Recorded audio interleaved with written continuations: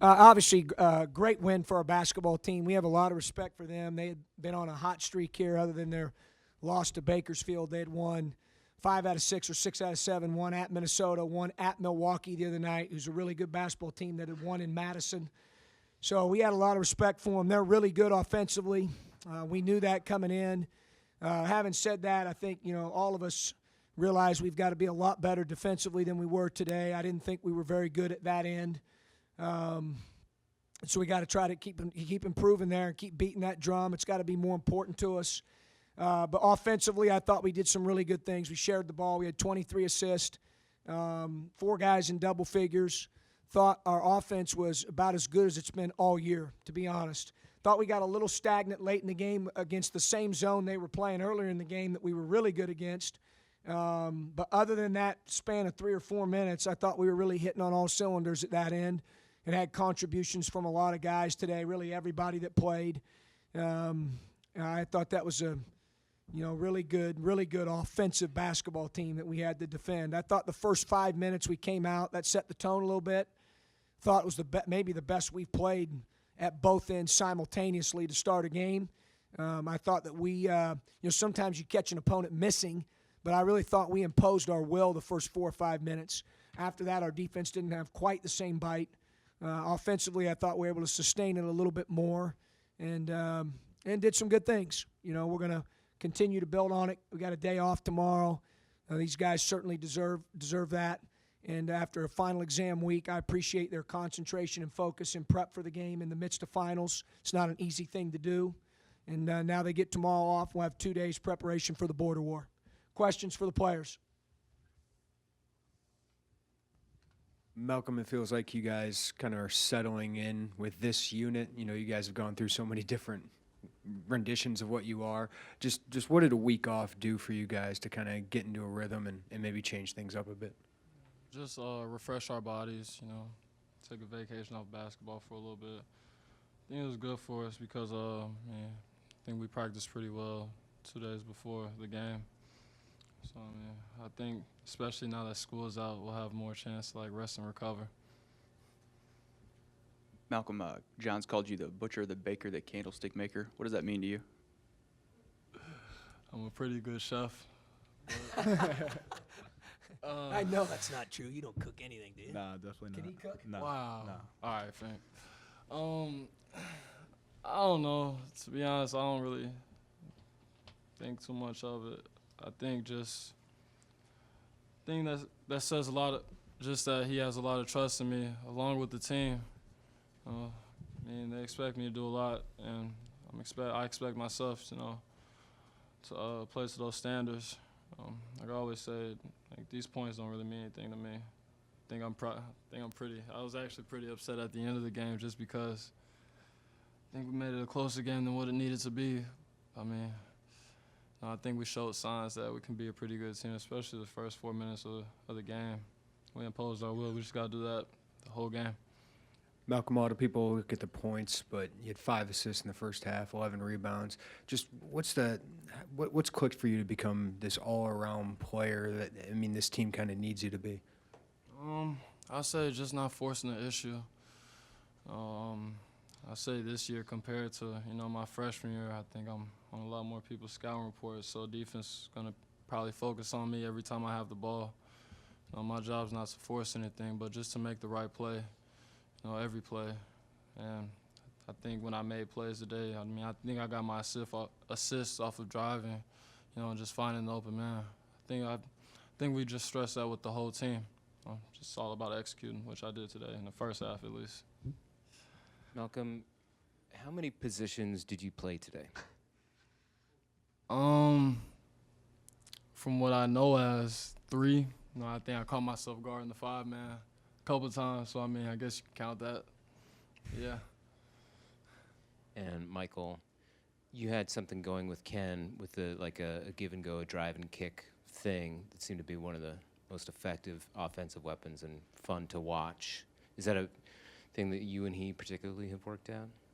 Yeah, I think our not just with Cam, but all my teammates, our chemistry is getting better day by day. And that one give and go you're talking about just happened. He went back door and I saw him, so I found him. I mean, teammate's going to cut, I'm going to find him. So. I guess for either of you, and Malcolm and Coach, both talked about imposing the will in the first 5 minutes of the game. What was different after that, where maybe the defense just wasn't quite as locked in? Probably showed the signs of. We probably did some things that an immature team does. Got satisfied, I think. We were just happy that we were scoring and up by a lot. We were satisfied with being up by double digits. Instead, we just got to learn how to just take teams out the game, just take their will out the game. I say credit to Casper. And I think he hit a lot of threes to keep him in the game in the first half.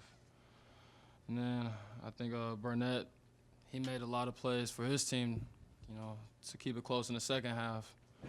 So, I mean, it's just something we got to learn and improve on. I'm glad we got the win. Because it would have been bad if we lost this game, especially because we just couldn't close the game out. Where does that killer instinct start? Is it defensively? Defensively, for sure. People say we made our first few shots here and there, but to be honest, I think our offense came from our defense. In the first 4 minutes, I think we came out fired up, ready to guard. Defense, it built up our offense.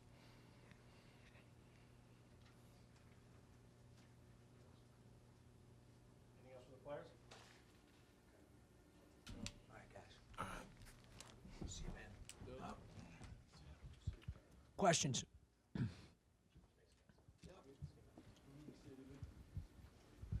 Offensively, it seemed like you used more of a kind of a 5-out look and didn't have Finke in the post as much today. Was that by design, or was that just the way the game flowed?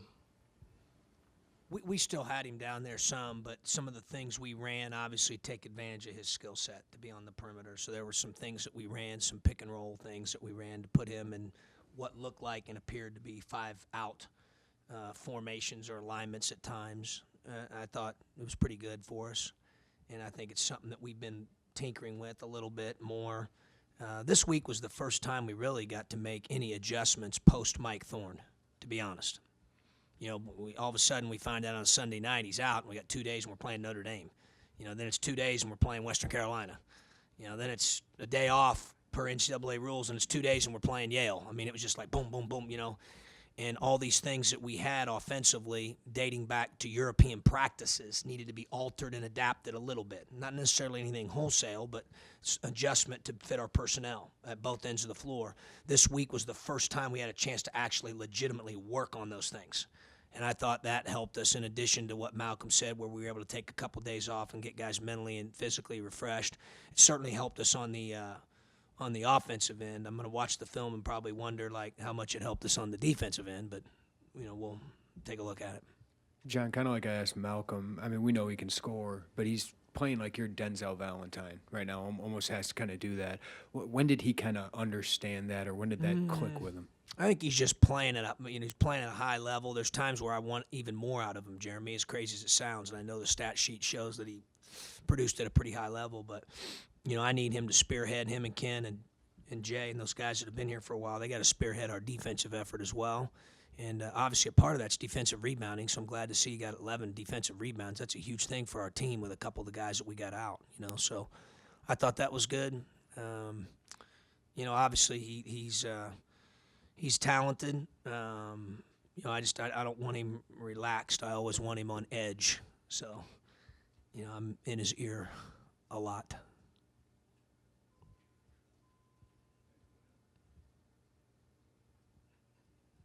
Close to starting lineup, or will that vary from game to game or practice to practice? I think we're getting closer. We're getting closer. Obviously, J. Cole did a good job today at both ends.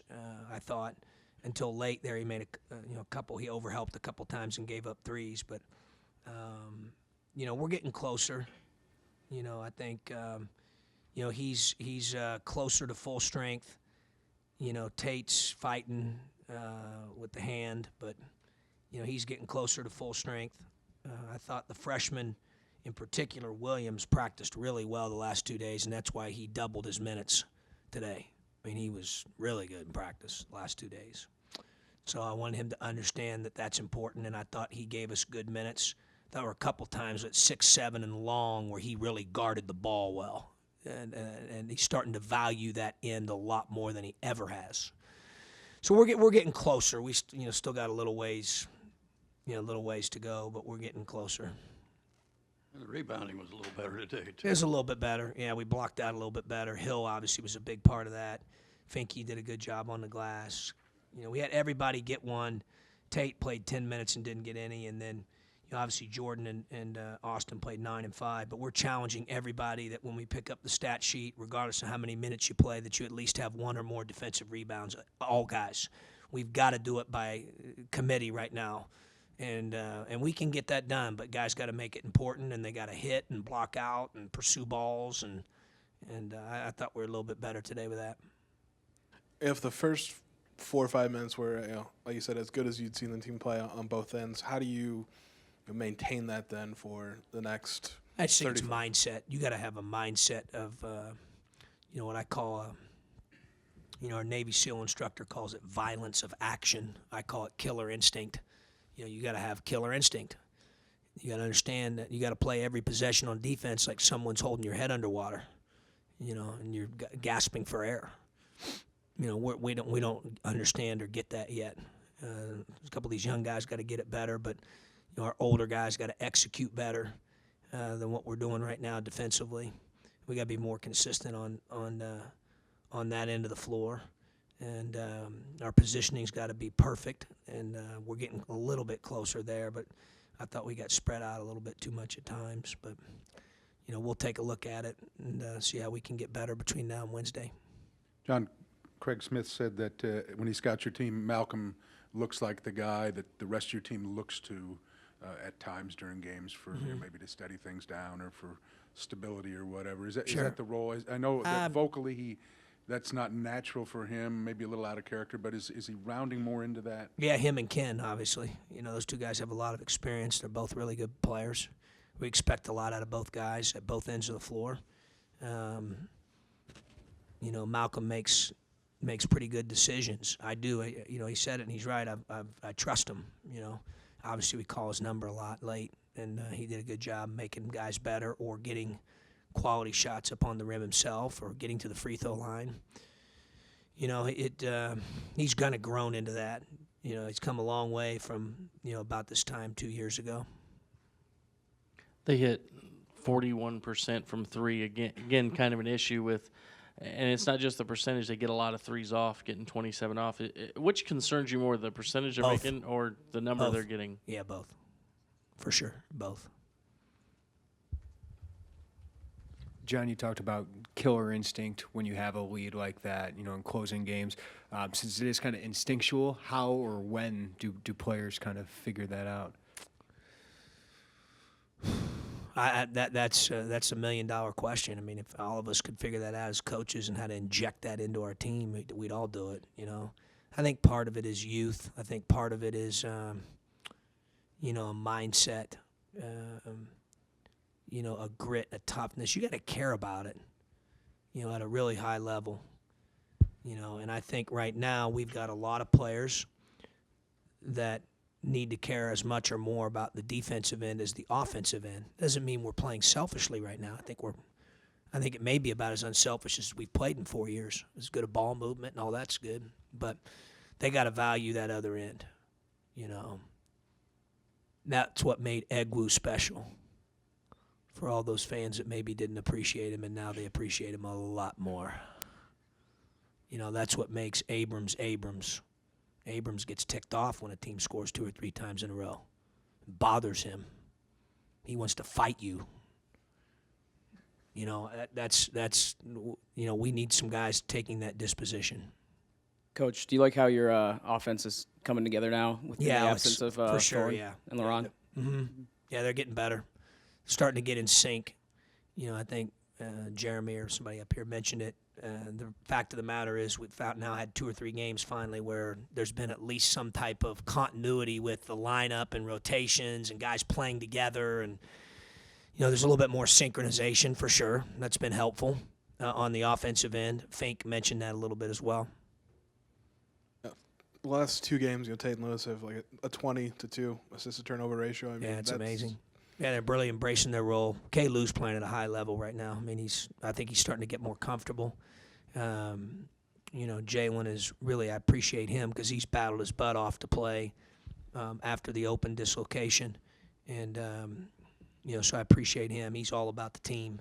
And but you're right, those two guys together, they've had a heck of an assist-to-turnover ratio here lately, and we're going to need them to continue to do that.